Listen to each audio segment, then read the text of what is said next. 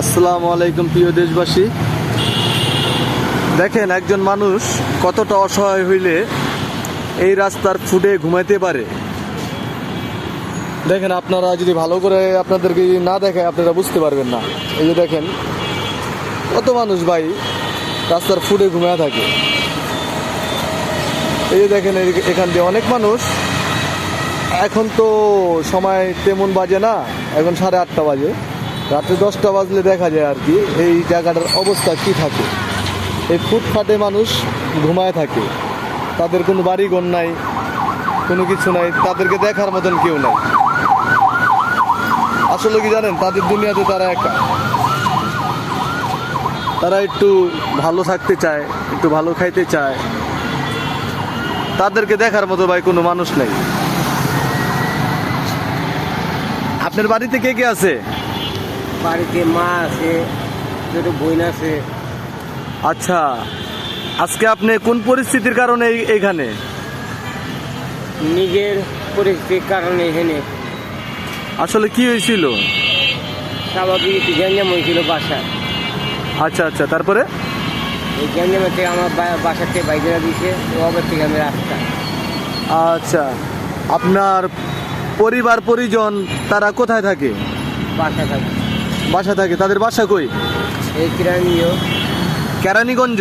জি আচ্ছা, ওইখানে কি নিজস্ব বাড়ি? জি। তো নিজস্ব বাড়ি থিয়া, ঘর থিয়া আপনি জানাই যে আজকে রাস্তাঘাটে যেন থাকতেছেন, আপনার তো খারাপ লাগে না? খারাপ লাগে, খারাপ লাগলে কী করবো, আমার তো পাশে কেউ নাই, তো মনে হয় যে খারাপ লাগলে কী করবো, থাকতে এলে থাকুন না, কী করবো। দেখেন ভাই, একজন মানুষ কতটা কষ্ট পাইলে এই অবস্থায় থাকতে পারে। আসলে কি ভাই, আমরা তো সবাই ভালো আছি, ভালো ভালো থাকি, তার জন্য আমরা সবাই নিজের স্বার্থটাই বুঝি।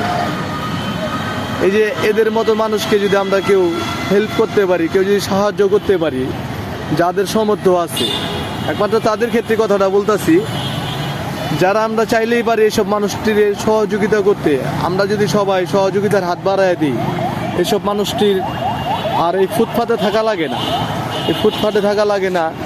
আপনার এই বস্তার ভিতরে কি কাকা? বোতল বাঙালি। বাঙালি বাঙালি দোকান? আচ্ছা আচ্ছা, এই বাঙালি ঢুকায় আর কি আপনার আপনার জীবন জীবিকা চলতেছে? আচ্ছা আচ্ছা, আজকে দুপুরে কি দেখাইছেন আপনি?